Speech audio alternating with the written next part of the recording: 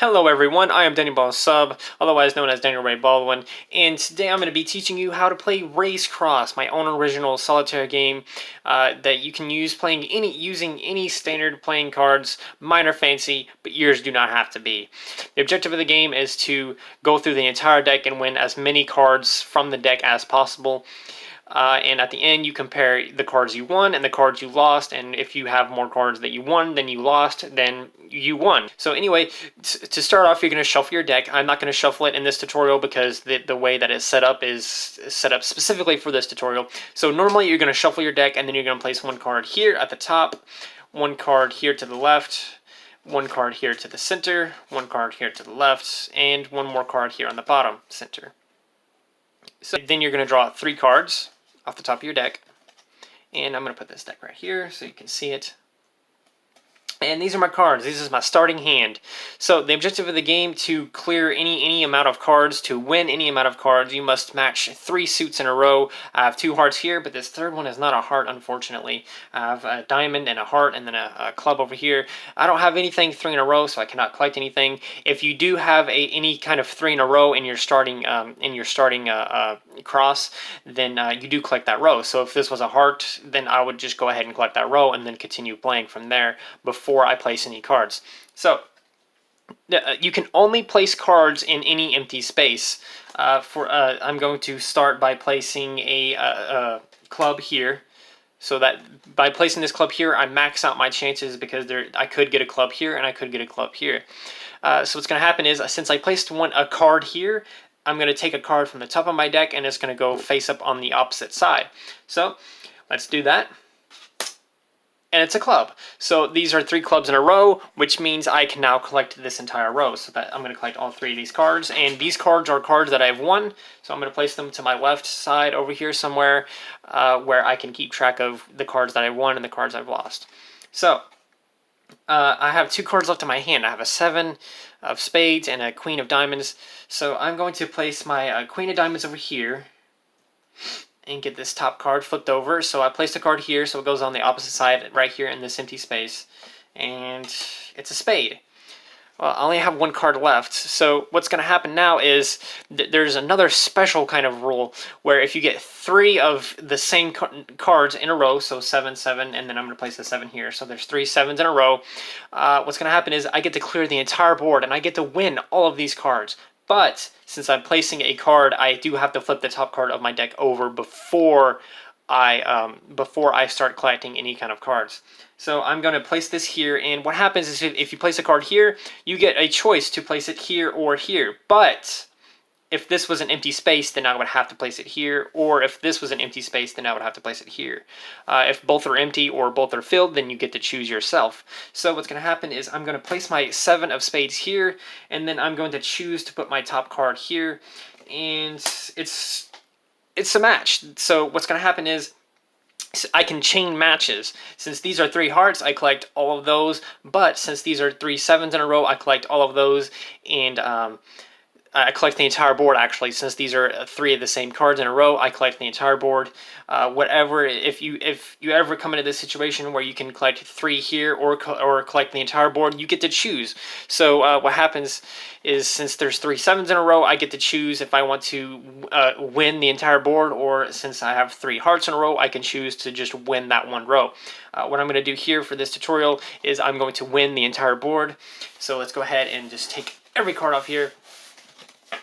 And we're going to put that in my win pile over here to the side. It's off screen. I'm sorry about that. So I have no cards on my hand or any cards on the board. What happens now? So what's going to happen is you're going to place your board. Always place your cross before you draw your hand. So we're going to place 1 card here, 1 card here, here, here, and here.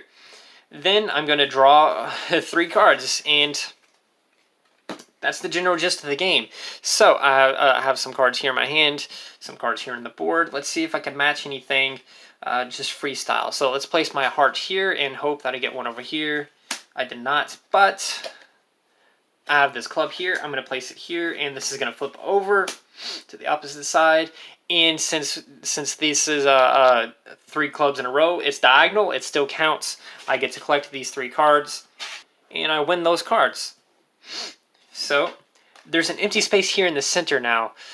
So I'm going to place this card here and hope for the best. So what happens is if you place a card in the center, then you can place it in any free corner. If all the corners are filled, then you get to choose any corner you want. But since there's 2 empty spaces, I only get the choice to put a card here or put a card here. I am going to put a card right here in this corner since there's 2 diamonds. I'm hoping that this top card is a diamond or a heart, because if it's a heart, then I can get it here, 3 hearts here, or I can get 3 diamonds here. So I'm gonna choose to put it here, and then I'm gonna take the top card of my deck, and we're gonna flip it over, and it's a diamond. So I get to collect these 3 cards here.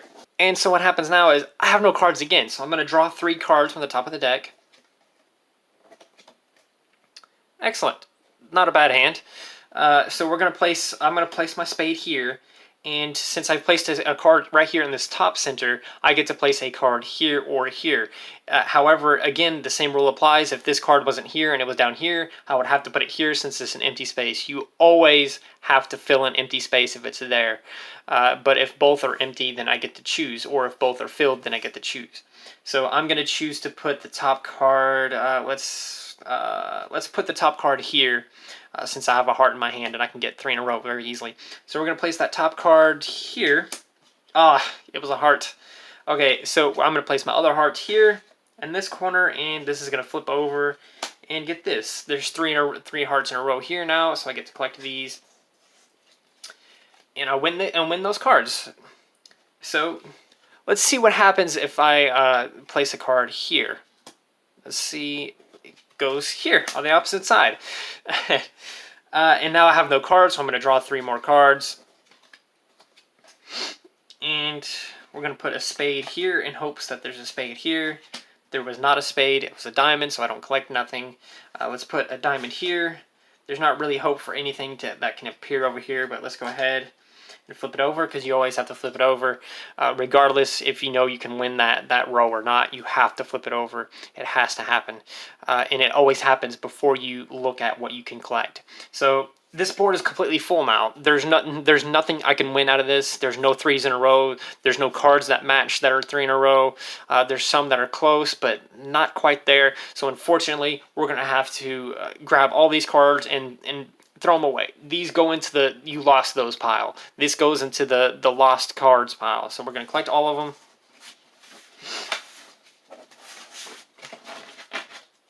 And I'm going to show you a quick example. These are the cards that I've won over here, and these are the cards that I have lost. As you can see, I only lost 1 board, and it's already catching real close to the same size as the cards that I've won.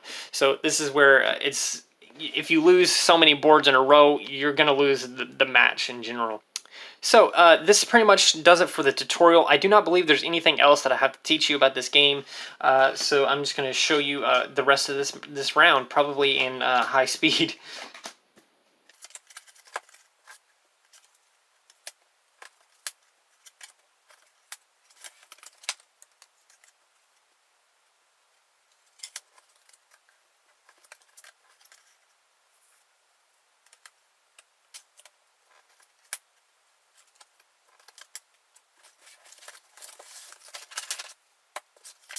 Okay, so this is the end of the game. There is only 3 cards left. Why did I place it like that? There's only 3 cards left. So what happens now is you just have to continue placing the rest of your cards and try and match them the best you can. There is no cards to flip face up, so we're just going to place them face upright, like anywhere I want. And since there's no way to match anything, these cards get thrown into a leftovers pile. So neither you did not lose these cards, and you did not win these cards. These go into a third pile. I like to call it the cat's pile. It just goes to the cat. And so here's my win pile, and here's my loss pile. And if we count them up, or even just compare them, it looks pretty close. But let's go ahead and count them.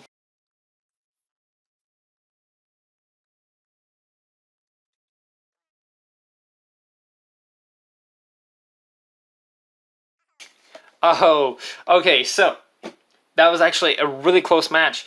I won 23 cards and I lost 24 cards, which means I have a -1 score. If I was to play again, I can boost that score up or even get worse. There was a remainder of 1, but it was on the negative side since I lost that 1 extra card. So I have a -1 score right now, and there's nothing I can do about that. So I either play another round and hope to improve that score, or I just pass my turn and allow the other player to play. If I am doing some kind of strange multiplayer style of this, I've never done a multiplayer style of this, but this is how it should be played. If you're doing if you're competing against someone in race cross, that's how you do it. You count your score. I have a -1 score since I had -1 on my side compared to them, and then I give the deck to the other opponent, and then they play, and then I play, and we continue to do this until we've both done 3 times, and then we tally up our total score, and whoever has the highest score will win. I didn't do very well, but I did kind of good. I cleared the board once, and then I lost the board twice. But I hope that this tutorial is enough for you to get the general gist of how this game is played. I really do hope it helped. I hope it was enough, and if you enjoyed it, do not forget to like, subscribe, share. I'm going to be uploading a lot more tutorials for my own original games. I have a couple more original card games, solitaire games similar to this, some that are multiplayer, some that are board game related, some that are going to require chessboards and stuff like that. So I hope you enjoyed, and please stick around. Do not forget to like, subscribe, share, do all of those wonderful things. And until next time, I'm Danny Ball Sub.